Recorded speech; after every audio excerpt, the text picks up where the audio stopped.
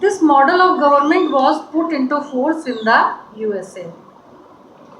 यानी ये जो मॉडल था गवर्नमेंट का, इसका कंसेप्ट फ्रांस के माइंड में आया कहाँ से था, फ्रांस के फिलोसोफर्स के माइंड में कहाँ से आया? ये था कि यूएसए के मॉडल को देखते हुए after the 13th colonies declared their independence from Britain, जिस समय ब्रिटेन को अमेरिका को आज़ाद घोषित करना पड़ा 13th कॉलोनी के रूप में, उस समय ये मॉडल यूएसए में लागू किया गया था, जिस मॉडल को कॉपी करने की बात फ्रांस में चल रही थी। द अमेरिकन कॉन्स्टिट्यूशन में and it's guarantee of individual rights, American constitution individual rights को गारंटी देने की बात कर रहा था। वॉज एन इम्पॉर्टेंट एग्जाम्पल, यह एक इम्पॉर्टेंट एग्जाम्पल था जिससे कि political thinkers in France, politically जो एक सोच फ्रांस के थिंकर्स की बनी वो फ्रांस के सामने आई, और ये मॉडल जो था वो अमेरिकन मॉडल था। ये मॉडल उनके कहाँ से माइंड में आया? ये मॉडल 13th कॉलोनी के रूप में अमेरिका को जब मुक्त कराया गया उसके बाद अमेरिका में लागू हुआ, और वहीं से एक माइंडसेट जो था वो फिलोसोफर्स और थिंकर्स जो थे फ्रांस के, उनके माइंड में आ गया था। These ideas were discussed, ये जो विचार थे पॉलिटिकल राइट्स के बारे में, इनको डिस्कस किया जाने लगा फ्रांस में बड़ी संख्या में, इंटेंसिवली इन सैलून्स। यानी लोग जो है फ्रांस में जब सैलून्स में बाल कटाने जाते थे, हेयर कट कराने जाते थे, तो वहाँ बैठकर भी इस प्रकार की चर्चा करते थे। क्यों करते थे? क्योंकि आजकल की तरह मीडिया का टाइम तो था नहीं, हर चीज़ सोशल प्लेटफॉर्म पर तो होती नहीं थी। तो क्या होता था कि सैलून्स में, कॉफ़ी हाउसेस में इस प्रकार के डिस्कशंस होते थे। क्यों होते थे? क्योंकि स्प्रेड अमॉन्ग पीपल, विचारधारा को लोगों के बीच स्प्रेड किया जा सके, इसलिए थ्रू बुक्स एंड न्यूज़पेपर्स, तथा बुक्स के माध्यम से भी इस विचारधारा को तथा न्यूज़पेपर्स के माध्यम से भी स्प्रेड किया जाता था। लेकिन क्योंकि यूरोप में भी उस समय लिटरेसी रेट जो था वो काफ़ी कम था, तो हर व्यक्ति जो था वो शिक्षित तो था नहीं, तो बातचीत जब सैलून्स में, कॉफ़ी हाउसेस में की जाती थी तो जो लोग इलिटरेट भी थे उन लोगों को भी इन विचारधाराओं से लाभ मिलता था। इसलिए इस प्रकार की विचारधारा को आगे बढ़ाने के लिए जो सोशल प्लेटफॉर्म्स उस समय होते थे उनका उपयोग किया जाता था, जैसे कि सैलून्स, कहीं किसी नुक्कड़ पर, कॉफ़ी हाउसेस में, जहाँ भी लोगों को मिलने के मौके मिलते थे वहाँ पर। नेक्स्ट टॉपिक है France becomes a constitutional monarchy. अब फ्रांस जो है वो एक नए विचारधारा की तरफ बढ़ रहा था। कॉन्स्टिट्यूशनल मोनार्ची का मतलब होता है संवैधानिक राजतंत्र। संवैधानिक राजतंत्र का मतलब क्या होता है? मोनार्ची कहते हैं बच्चों हम उसको जिस देश में राजा राज्य करता है, इस प्रकार की शासन व्यवस्था को राजतंत्र कहा जाता है। अगर उस देश में संविधान भी होता है तो क्या होता है कि राजा की जो पावर होती हैं वो लिमिटेड होती हैं, और कॉन्स्टिट्यूशनल में जिन पॉइंट्स को सेट ऑफ रूल के तौर पर लिखा जाता है वो अधिक महत्वपूर्ण होते हैं। तो इस प्रकार के की जो शासन व्यवस्था होती है उसे हम कॉन्स्टिट्यूशनल मोनार्ची कहते हैं। तो फ्रांस एक संवैधानिक राजतंत्र की तरफ बढ़ रहा था।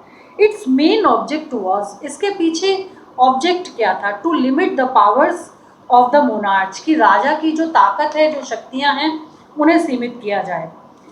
टाइम था 1791 का, यानी 1791 का समय था। द नेशनल असेंबली, फ्रांस की जो नेशनल असेंबली थी, जैसे भारत में पार्लियामेंट है इसी प्रकार से फ्रांस में नेशनल असेंबली थी, completed the draft of the constitution. उन्होंने क्या किया कि संविधान लिखते समय, ड्राफ्ट मीन्स होता है रूपरेखा तैयार करना, प्रारूप तैयार करना, उसने संविधान का एक प्रारूप तैयार कर लिया था जिसमें कि limiting the powers of the monarch, जिसमें राजा की शक्तियों को सीमित करने की बात की गई थी। यहाँ एक इम्पॉर्टेंट फैक्ट और था, declaration of the rights of man and citizen. यहाँ पर फ्रांस के जो पुरुष वर्ग थे और जो नागरिक थे उनके और नागरिक कौन थे स्पेशली, जो कि richer section of the society थे, उनके राइट्स को डिक्लेयर किया गया था। ये एक इम्पॉर्टेंट फैक्ट है। यानी कि केवल किसकी बात हो रही है, richer section of the society and men's. महिलाओं की यहाँ कोई भी बात नहीं हो रही। महिलाओं को अधिकारों से वंचित ही फिलहाल रखा गया था। महिलाओं को अधिकार कब मिले इस बारे में हम आगे बात करेंगे।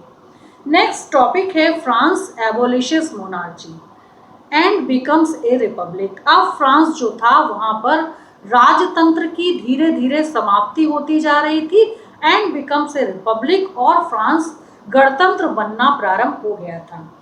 टाइम था 1789, 1789, गर्मियों के दिन थे। Situation in France tensed. France की जो सिचुएशन थी, जो सिनेरियो था, वो बड़ा टेंस था। वहाँ बहुत चिंता का समय था, बड़ा ही टेंशन था। रूलर्स ऑफ अदर कंट्रीज, यानी फ्रांस के अलावा जो आसपास के देश थे, यूरोप के पड़ोसी देश, वो सभी बड़े चिंतित थे। क्यों चिंतित थे? By the developments in France. उन्हें लग रहा था कि फ्रांस में किस तरह की विचारधारा का विकास होता जा रहा है, कहीं इनका प्रभाव यूरोप के अन्य देशों पर भी तो नहीं पड़ेगा।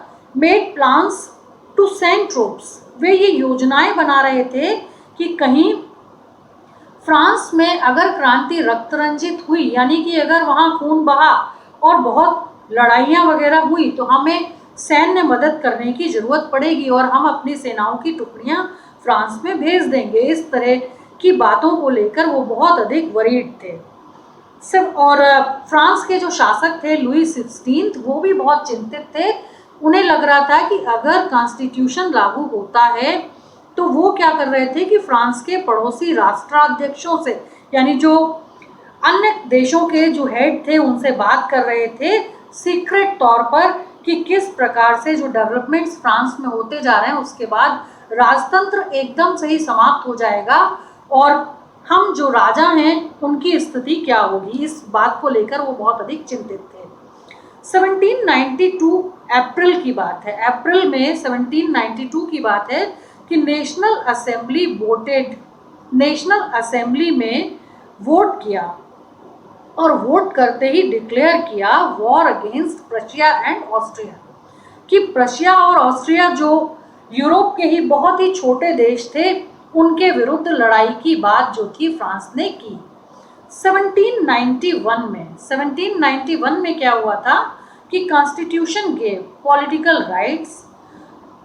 संविधान ने कुछ राजनीतिक अधिकार दिए थे only to the richer section of the society, यानी कि फ्रांसीसी समाज के अमीर वर्ग के लोगों को ये अधिकार प्रदान किए गए फ्रांस की तरफ से, संविधान यानी जो लिखित संविधान था उसके माध्यम से।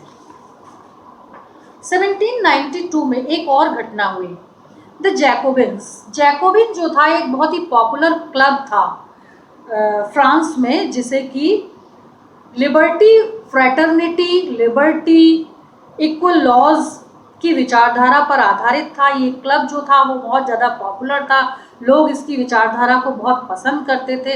लेकिन फ्रांस के जो राजा थे उनके विरुद्ध भी इन्होंने कुछ इंसुरेक्शंस किए थे, यानी सरकार के विरुद्ध कुछ हिंसक प्रदर्शन, हिंसक झड़पें उनकी हुई थी ताकि राजा की शक्तियों को लिमिट किया जाए। बात थी 21 सितंबर 1792 की। ये एक बहुत ही इम्पॉर्टेंट दिन था फ्रांस के इतिहास में। द न्यूली इलेक्टेड असेंबली, इस समय बिल्कुल नवनिर्वाचित जो असेंबली थी कॉल्ड द कन्वेंशन, उन्होंने एक सम्मेलन बुलाया। क्यों बुलाया ये सम्मेलन? Abolish the monarchy and declared France A Republic. उन्होंने कहा कि फ्रांस में राजतंत्र जो है वो समाप्त होने जा रहा है और फ्रांस अब भविष्य में एक रिपब्लिक कहलाएगा। उसके बाद फिर एक महत्वपूर्ण डेट आती है फ्रांस के इतिहास में, ये थी 21 जनवरी 1793। 21 जनवरी 1793 को क्या हुआ था कि फ्रांस के जो राजा थे Louis 16, he was executed publicly, यानी कि उन्हें फांसी पर लटका दिया गया था। पब्लिकली मीन्स पब्लिक के सामने, सार्वजनिक रूप से। और उसके ठीक बाद queen Marie Antoinette to meet the same fate, यानी क्वीन मैरी एंटनी को भी उनके कुछ दिनों बाद ही इसी प्रकार से पब्लिकली फांसी पर लटका दिया गया। क्यों लटका दिया गया इन दोनों को, ये बहुत महत्वपूर्ण घटना थी। लुई 16 जो थे वो एक अलोकप्रिय राजा थे जिन्हें फ्रांस की जनता पसंद नहीं करती थी। क्यों नहीं पसंद करती थी? क्योंकि जितनी भी अर्निंग्स फ्रांस को होती थी किसी भी माध्यम से, वो उन सभी को ज़्यादातर एक्स्ट्रा वेजेंट के रूप में यानी फिजूल खर्ची के रूप में खर्च किया करते थे। और first state and second state जो था उनको टैक्सेस पे करने से एग्जम्प्ट रखा गया था। उनको बाय बर्थ प्रिविलेजेस दी जाती थी, बहुत सारी सुविधाएं दी जाती थी। और टैक्सेस का जो बर्डन था वो केवल और केवल किसके ऊपर था? थर्ड स्टेट के ऊपर। इसलिए वो बहुत ही अलोकप्रिय राजा थे क्योंकि वो वहाँ की जो प्रजा थी उसका ध्यान नहीं रखते थे। और जो राजा प्रजा का ध्यान नहीं रखता उसके विरुद्ध विद्रोह यानी कि रिवॉल्ट होता ही है। और इसी प्रकार का रिवॉल्ट जो था वो फ्रांस में हुआ। और क्वीन मैरी एंटनी जो थी वो क्यों अलोकप्रिय थी? लोग उन्हें क्यों नहीं पसंद करते थे?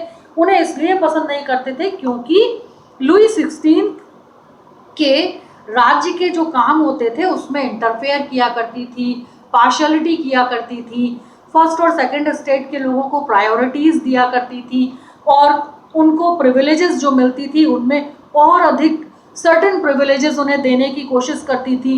और थर्ड स्टेट जो था उनको इग्नोर करती थी। इसलिए थर्ड स्टेट के लोग उन्हें भी पसंद नहीं करते थे। इसलिए लुई 16 को फांसी पर लटका दिया गया था सार्वजनिक रूप से जनवरी 21, 1793 को। और मैरी एंटनी को उनके कुछ ही दिनों बाद फांसी पर लटका दिया गया। उसके बाद बच्चों बहुत ही इम्पॉर्टेंट एक घटना होती है फ्रांस में जिसका नाम है रीजन ऑफ टेरर यानी डर या आतंक की एक घटना। ये समय था 1793 टू 1794 का जो वर्ष था, ये बहुत अधिक डर का समय था फ्रांस में। अंडर द रोब्सपियरे यानी किसके समय की बात है? रोब्सपियरे। रोब्सपियरे एक ऐसे उन्होंने इन्वेंट किया था कि उन्होंने एक वेपन बनाया। ये वेपन था जिसका नाम था गुलोटिन।